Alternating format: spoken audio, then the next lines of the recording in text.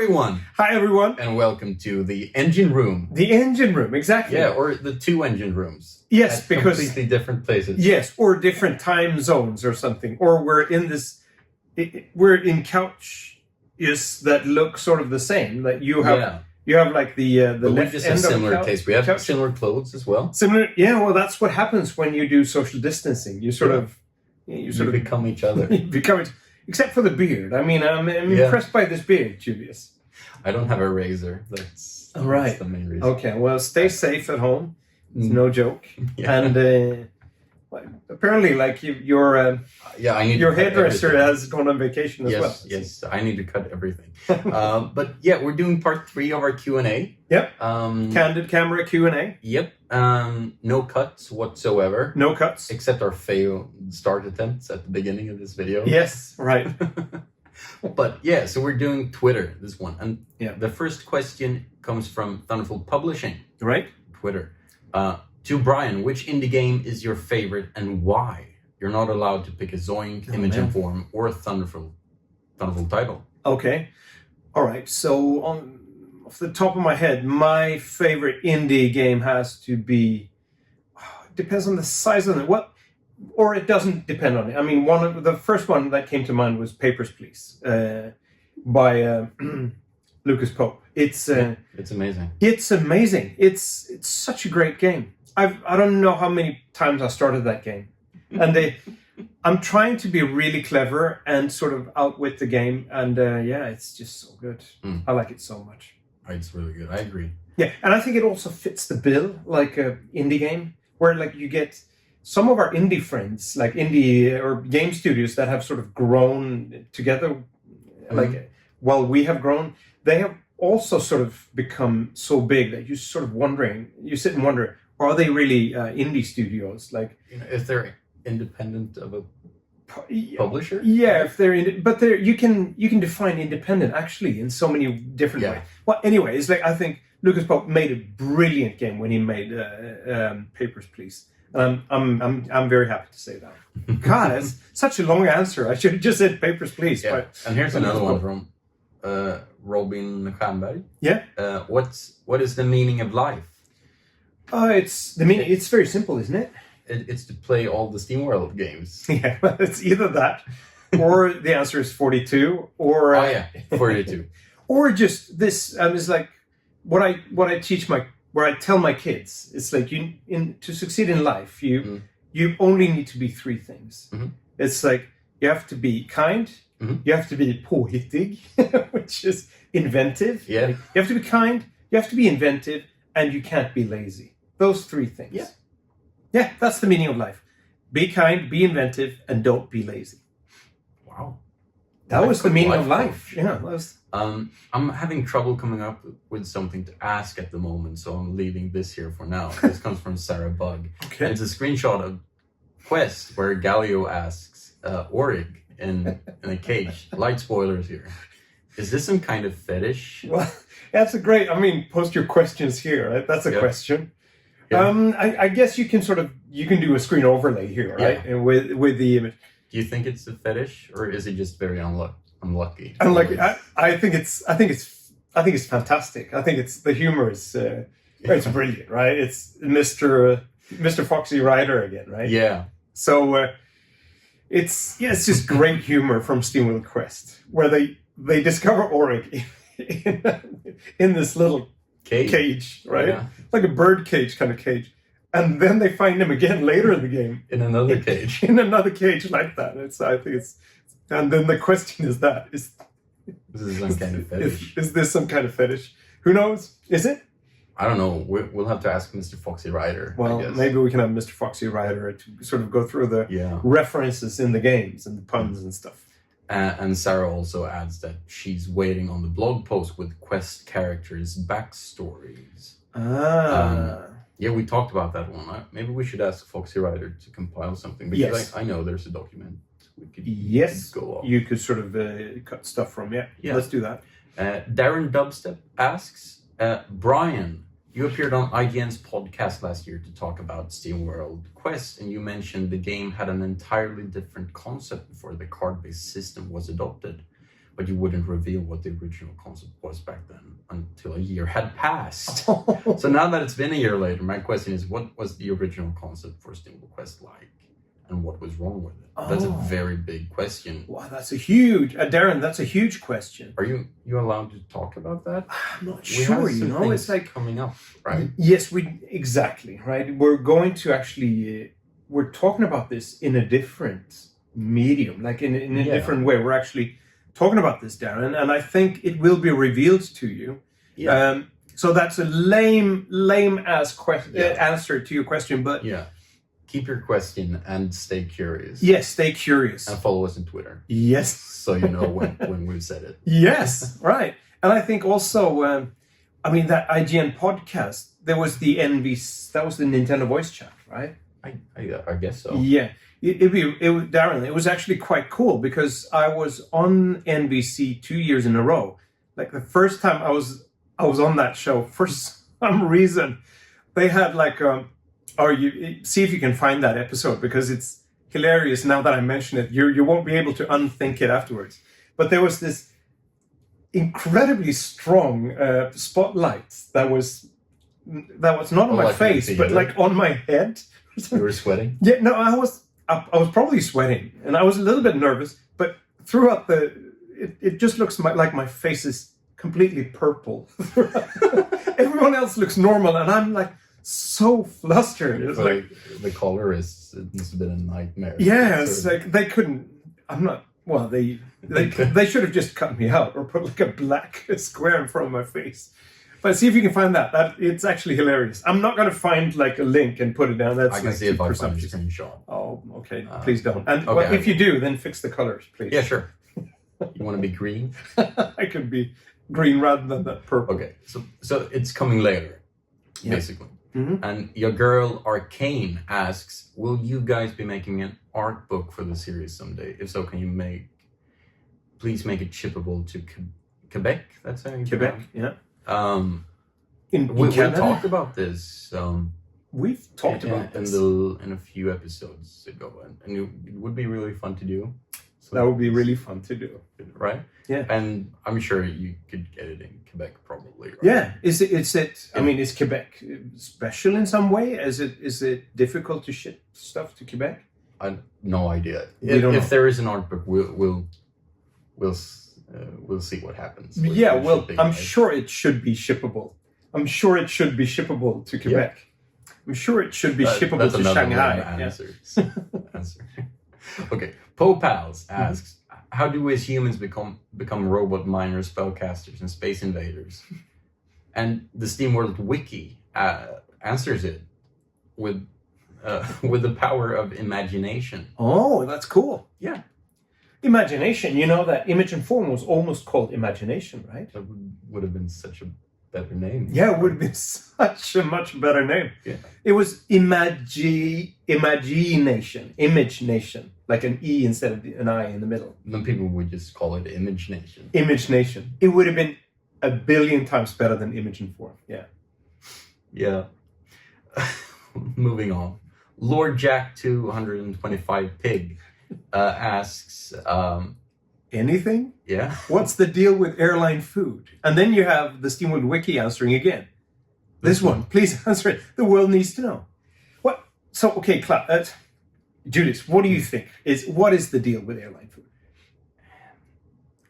I don't know. Do you like it? I mean, do you like airline? Because the question is, why is airline food so bad? I haven't had any super horrible experiences with airline food. Okay. At worst it's been but at best it's been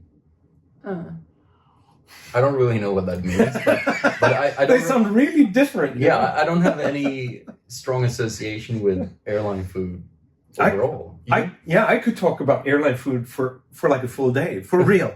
I mean, it's this is cool, and it's really ad lib. I mean, these questions are just coming up.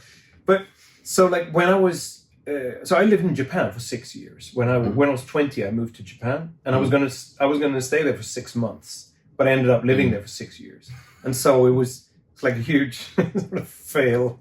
But so it was great. So, yeah. But we're talking about airline food. So going over there, the by far the cheapest airline to go from Gothenburg, Sweden to Tokyo, Japan was Russian or the Soviet Aeroflot.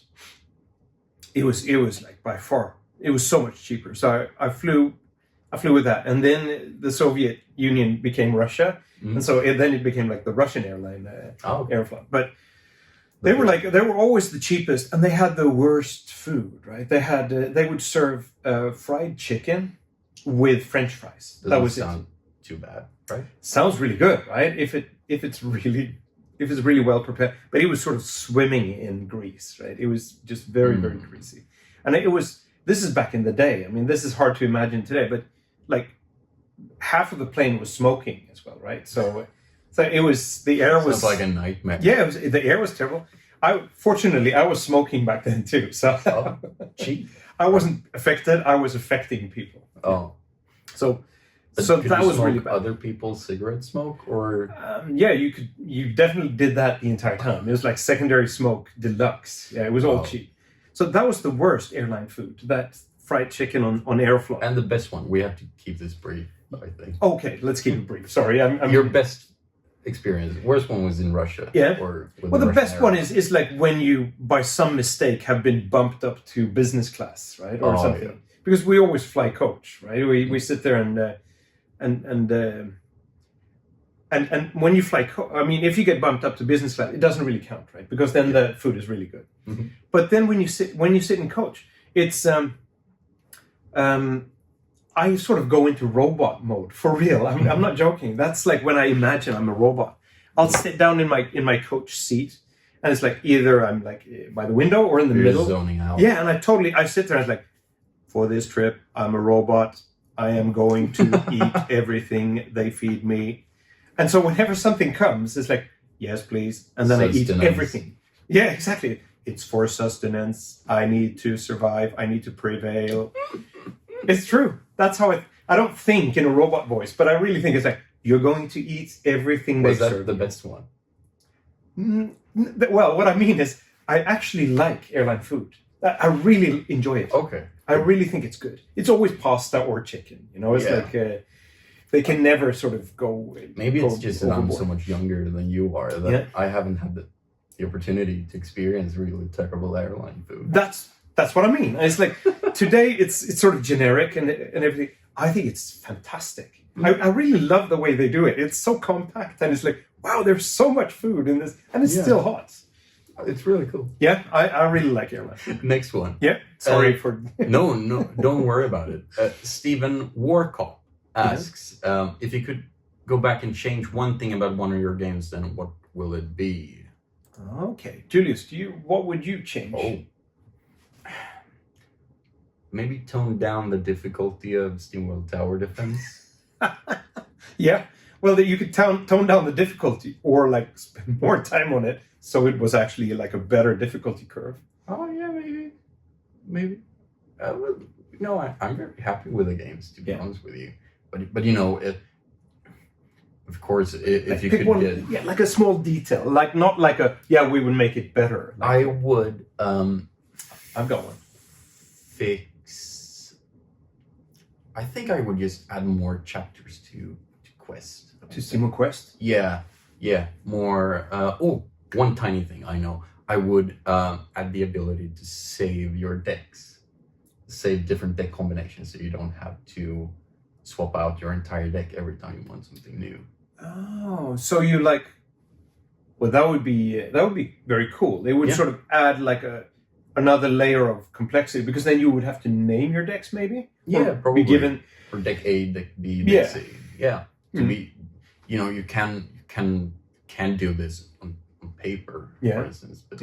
But then you have to remember them, and that's it. No, okay, that's good. I mean, I would change one tiny detail in SteamWorld Heists that irritates me slightly, you know, and that's that thing that if one of your characters, if they die, you sort of cart them back, like in a box. Yeah, in a box. I mean, if they die and you still succeed the mission, then you sort of wheel them home, like in like a one of those carts with wheels on it. Mm. But there's no, like, they should be rebuilt when they get back in the ship somehow. It's like you would add like a small cutscene. Yeah, tiny cutscene where they run off into like sort of just a machine and then come back. That would be nice. It's like a tiny thing, and it's a super tiny thing, but that kind of gives you an idea of how tight development schedules typically are for us. Yeah, that we don't sit there and it's like, yeah, I think the game is done now.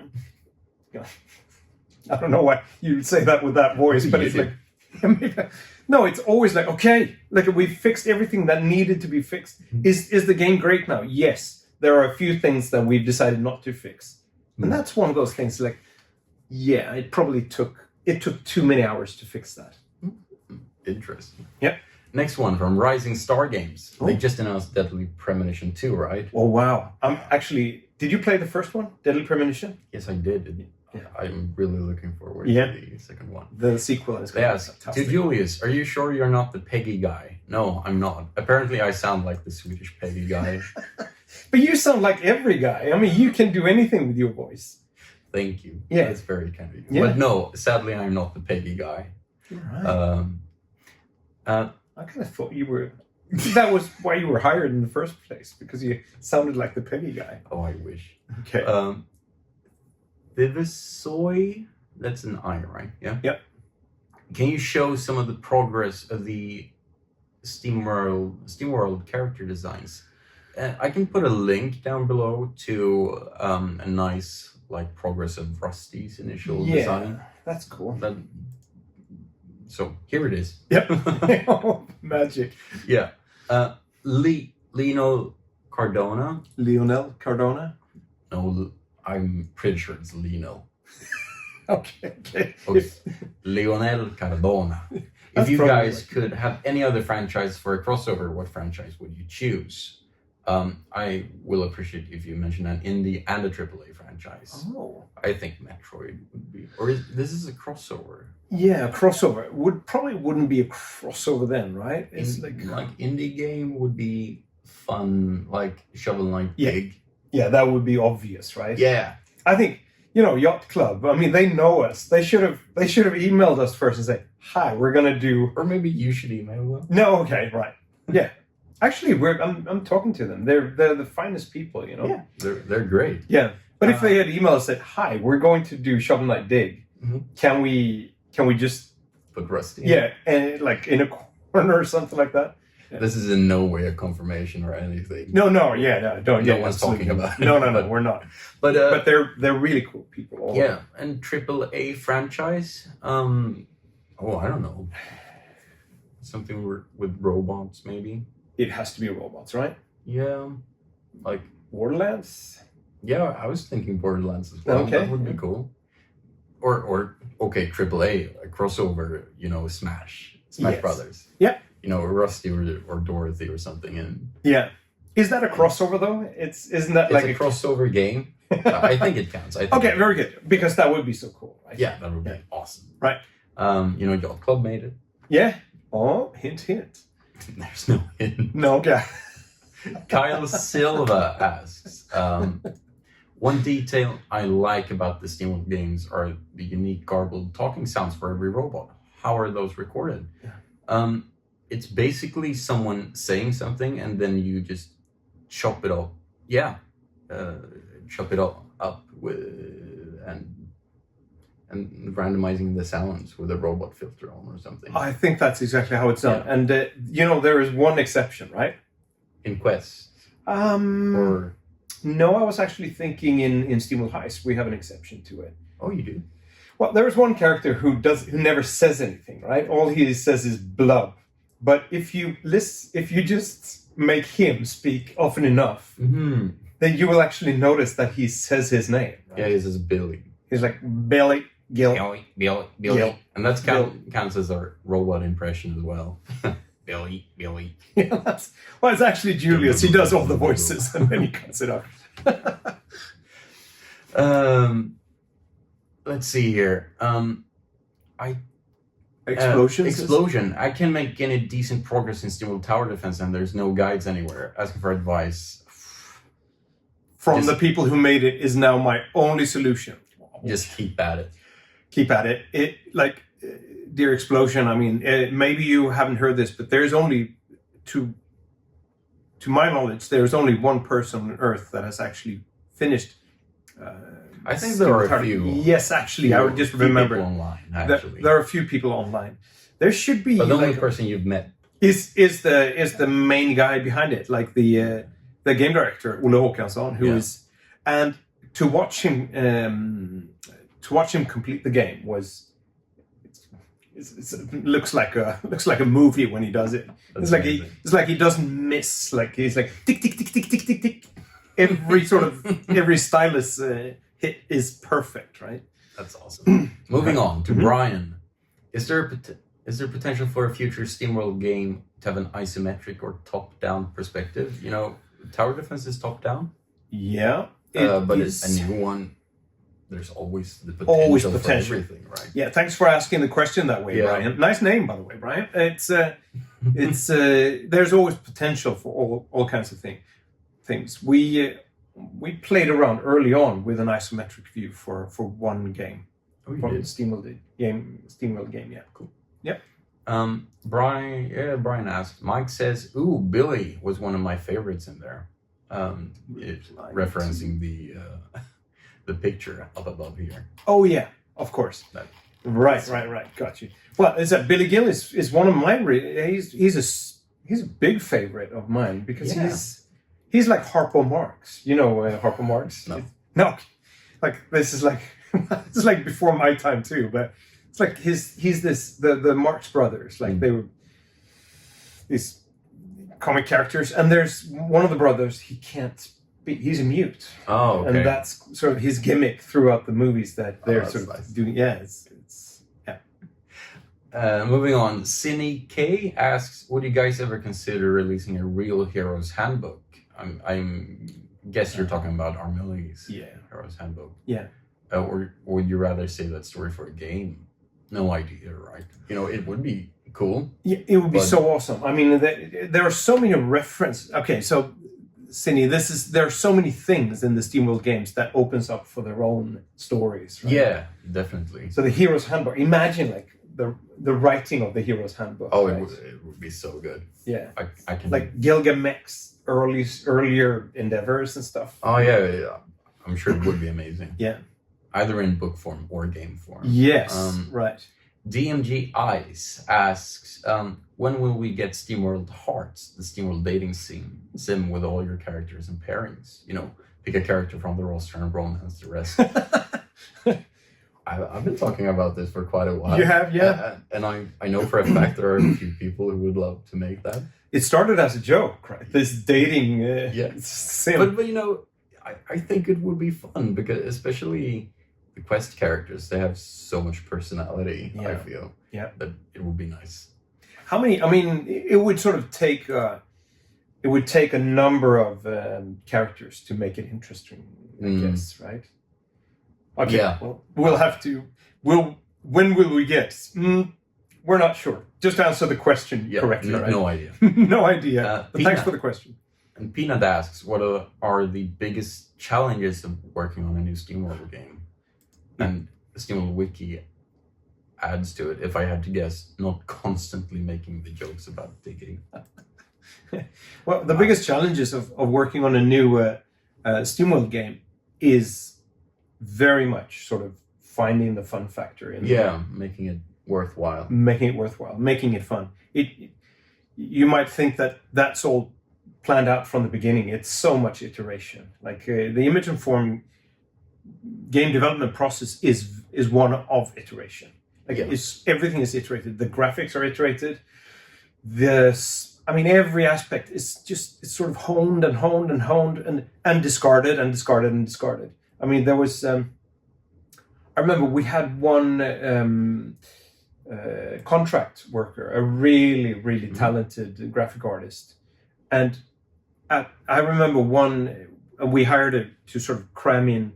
We needed a lot of graphics for SteamWorld Heist at some quite early stage. Was it really, really talented graphic artist. And then like, I remember also like when half a year after her time was up, that she had left the project, I remember one of the graphic artists saying, it's like, and there goes the last piece of graphics that she contributed to the game. Oh. Yeah. You know, it's like, because then it had been replaced by another iteration on that graphic. Not that it had been discarded because it was bad. It was great. It was just that the iterative process. Yeah. I remember that, like, when they talked about, when Phil Fish talked about Fez, how he was doing the graphics for Fez. He did all the graphics, and by the end he was done. When he had made all the graphics, he was looking through. It's like, okay, these are all the graphics that we have in the game. Well, the first ones I drew are kind of shitty compared to the later ones, so he had to redo all the early ones. But then they ended up looking a lot better than the ones he did in the middle. So it was sort of like this terrible sort of iterative process where he had to literally stop himself. Like, okay, this has to be good enough. Whew. Next one. Yep. Calvin Shushak asks, will SteamWorld Quest come to other platforms? Simple answer is yes. Yes. We can't really confirm anything at the moment. No, not the particulars, but yes. And we already talked about this in the earlier parts as well, if you want to see more about it. Is there a new Dig game planned from Okrim? And we already touched on this, and there are no official plans. Yeah, exactly. But it would be fun. Or maybe we're lying. Okay. Kieran Fiffield asks, what genre are you tackling for the next SteamWorld title? Can't tell you. And why is it a dating sim? This is DMGI. Again, all right. And why is it a dating game? Oh no, he got us. How did he know? Or she. Oh, very clever. Martin asks, you guys ever considered making any single-player DLC for SteamWorld Dig 2? You like money, don't you?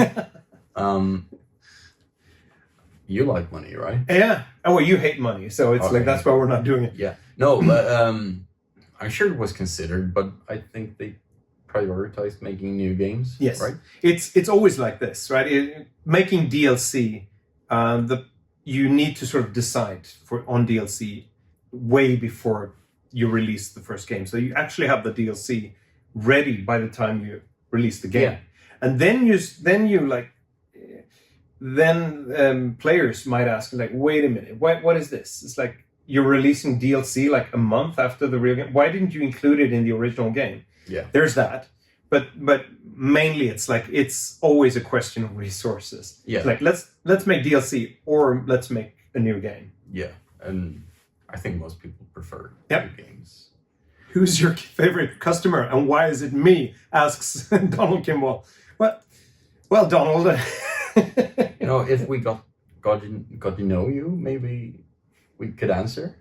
I think all our customers are our favorite customers, right? So that includes Donald. So that's the answer. But why is it?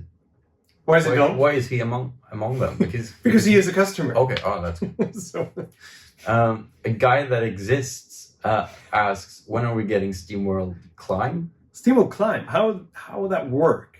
I'm just sort of looking at. I saw a game. It could be like DK Jungle Climb. Oh, okay. It's basically you just control the limbs and then and then you sort of like spin. You grab these grappling points. Yeah, I guess, and you just swing around. It's really good. Right. It's you need to speed up, but we can do this. Yes, we can. Mineral. Brjánn, do you prefer Julius with or without a beard? I prefer Julius with a beard, actually. Cool. I do. But you should totally trim it, and you should cut your hair. Yeah, I will. Right. Whenever this social distancing thing is over. Right. Will we be getting a new SteamWorld Dig in the future? Maybe. We don't know. This is from I Feel Fantastic. Yep. Thank you. Let's see. Juansai Martin, maybe. Sorry for butchering. Yeah, we're butchering your names. You've worked in some different genres since you created the first SteamWorld in 2010. Can you tell us which genre will be next? Sadly, no. No, we can't tell you. Sorry about that. Yeah. You don't want us to tell you because they would be boring. Yeah. Heinz Günther asks, what was your team's most discussed controversial decision, both company-wise and in game development. That's a deep one. That's really deep. Controversial, not making Dig 2 immediately after Dig 1. Yeah, that was controversial, but the team was in agreement on that one. Yeah. Because we didn't want to, because we had been making edutainment games forever. We didn't want to be like, because if we had made Dig 2 immediately after Dig 1, everyone would have asked us to make Dig 3. Or we wouldn't have found another path, probably. There's always decisions, controversial or good ones. I mean, there's a story of when I almost sacked everyone, but decided not to, and then instead we made SteamWorld games. Oh, like back before. This is like before the Wayback Machine. Okay, that's a long. That would have been controversial. Yeah, that would have been controversial. Would have been bad because then we wouldn't have been sitting here answering these questions. Right. So I'm glad about. I'm happy about that decision. Yeah. HT. Hard Gid Trails of Cold Steel a Chance asks, I don't recall lingonberries making an appearance in Inform games. Will you fix this problem in the future? They make fantastic peanut butter and jelly sandwiches. Okay. Mr. Foxy Rider will have to decide that. Yeah, more lingonberries, of course, in the games, right?